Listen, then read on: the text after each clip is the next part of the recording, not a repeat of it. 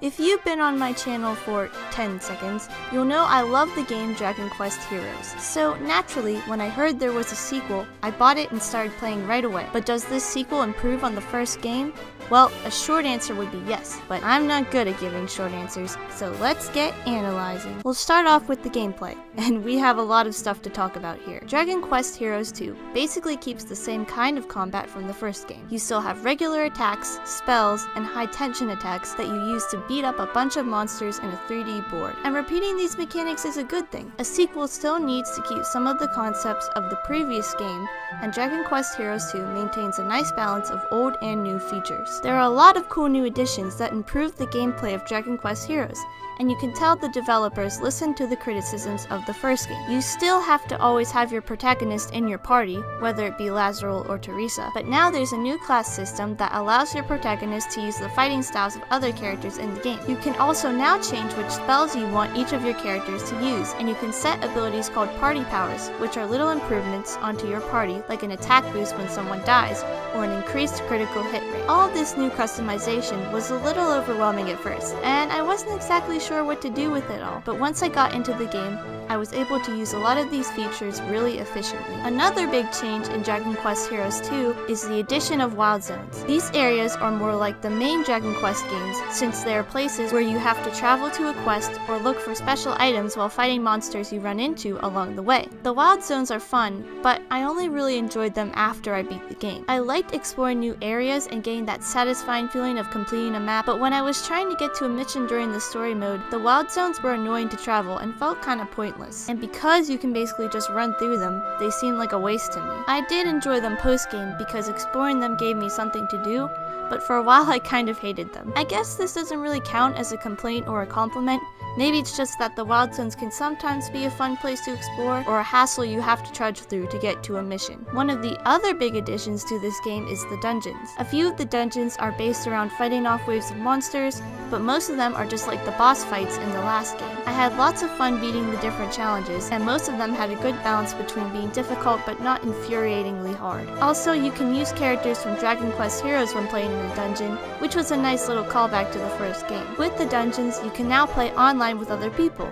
And I wish I could talk about this more, but I didn't really get to try it out. I wanted to give online play a go, so I got a PlayStation Plus free trial, but I only ended up playing one story battle with another person, because every time I tried to set up a lobby or join a game, no one responded. Either way, that one experience I had was really fun, and I wish I could have played more, but I guess this game is dead by now or something. All of these new features provide a lot of variety to the game, but there is one thing that I wish Heroes 2 had taken from Heroes 1. When I was reading reviews for Dragon Quest Heroes, the main thing I saw people complain about was the combat being mindless and repetitive. I did agree with them that the frantic gameplay got old after a while, but after playing Dragon Quest Heroes 2, I kinda miss it. There aren't really any quests where you're being attacked from all sides and you have to wipe out a massive horde of monsters. You don't get to zoom around the board taking out Maw Keepers while at the same time watching the map in the corner to see where the monsters are. The only mission I can think of that tries to achieve this is the Den of the Defenders dungeon. But the board is so flat and boring that it just feels like you're running around randomly slicing up Maw Keepers. I know the combat of Dragon Quest Heroes became kind of mindless by the end of the game, but I wish they would have still kept it for Heroes 2, just in moderation. Overall, the gameplay in Dragon Quest Heroes 2 is an improvement on the original. I'm glad that the game designers added a variety of new features while still keeping the main concepts from the first game, and that they made it a little more challenging. So now that we've covered the gameplay, let's talk about the story. In my review of Dragon Quest Heroes, I said that I felt like the story was too simple. The plot of the first game was just like a generic Chosen One story about good triumphing over evil and using the power of friendship to save the day. So Heroes 2 tried to make the story a little more serious and interesting, and at first I was happy with it, until it all started falling apart. Also, I'm gonna be revealing all the plot twists, so if you're planning to play the game, then don't watch this part. Alright, cool. There is so much stuff going on in this story. First, our goal is finding out who killed Cesar's father. Then it's about stopping the war between the kingdoms of the Beastlands. Then the King of Harba dies. Then we have to stop the High King because he's actually evil. Then we find out the High King is actually this 1,000-year-old monster king Fractos, and Lazarel and Teresa aren't actually cousins, but twins from a prophecy, and are destined to defeat Fractos' save the world. Even if the plot of Dragon Quest Heroes was simple, at least I knew where it was going. There were some twists and turns with the Children of Light, Velasco, and Shadroth, but these all connected together with the overarching conflict of curing the evil monsters. What does all this Fractus stuff have to do with the fighting in the Beastlands? I mean, I guess they're both about war or something? I'm glad the story was more intriguing this time. I just wish it was more focused. The writers made it a bit too complicated, and there was a lot more stuff going on than there needed to be. Alright, for this part, I'm gonna get a little bit ranty, but I just really wanted to talk about the ending cutscene. Revisiting Dragon Quest Heroes, the final cutscene was really well done. It had a nice balance of happy and sad moments, and it ended on a kind of calm yet sweet note. I mean, it wasn't amazing or had me bawling my eyes out or anything, but it was a good conclusion, and to be honest, I still like to watch it sometimes. Now, like the game's story, the Heroes 2 ending cutscene feels a little all over the place. After defeating Fractus and the High King, the kingdoms are left without a ruler. So Desdemona and Cesar decide that Lazarel and Teresa should become king and queen, which I mean, I guess is reasonable because they are the chosen ones who saved the world, but like, they're still only in school. Anyway, Lazarel and Teresa notice that the Dragon Quest characters are missing, so they run off and find them standing on some balcony thing. Of course, Lazarel and Teresa are like, what are you guys doing? Aren't you going to see our coronation? And then the Dragon Quest characters say, well, we were just going to leave without saying goodbye because we thought it would be too sad. What? Okay, back up.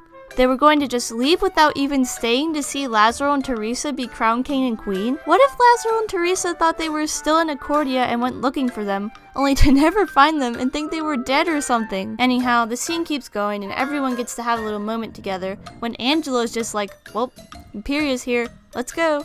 And they all start jumping off the cliff. And before I know what's happening, Lazarel and Teresa are being showered with praise and are shouting about being king and queen of the whole world. I know I sound really nerdy right now, getting upset over a cutscene in a Dragon Quest game, and I just want to clarify this didn't ruin Heroes 2 for me or anything, but I feel like the last cutscene of a game is always the most important because it's the final impression left on a player. So seeing Dragon Quest Heroes 2 rush through it and screw it up was just a little disappointing, especially when I compare it to the ending of Dragon Quest Heroes. It just feels like the writers could have done better. Look, I wouldn't say the cutscenes or the game's story are bad. I still love watching the characters interact and seeing the story unfold. I just kind of started to miss the more cohesive plot of Dragon Quest Heroes, even if it was a bit corny. In the beginning of the video, I mentioned that one of the biggest jobs of a sequel to a video game is to improve on the first installment, and I would definitely say Dragon Quest Heroes 2 delivers on that. There are a ton of new features that add some well-needed variety to the series, and while the plot is kind of messy,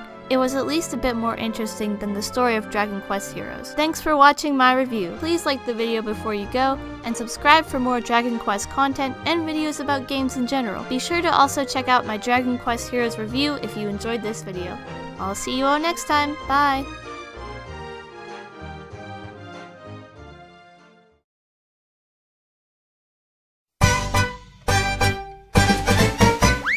I did agree with them that the frantic and I did agree with them that the frantic and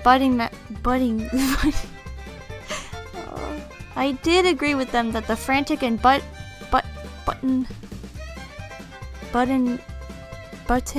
I'm glad that oh my gosh. I'm glad that